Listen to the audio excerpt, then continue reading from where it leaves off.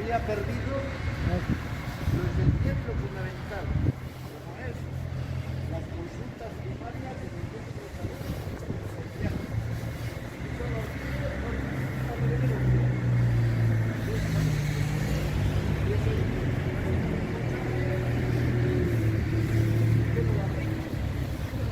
no tiene explicación. Entonces, si os parece, hoy comentamos un poco, si queréis, y el lunes que viene lo comentamos un poco más para hacer, si bien la plataforma que crearon los sanitarios, médicos, médicas y ATS, en octubre y noviembre, que estuvimos allí a las 11 de la mañana, ¿os acordáis?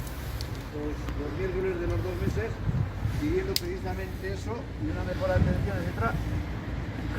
Entonces, de hacer, yo no sé si todos los lunes o cada 15 días, el ir allí también.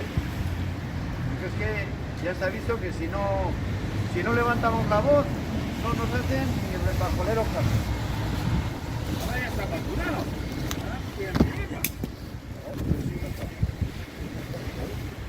Así es, así es. ¿Está vacunado? ¿Qué problema tiene de presente?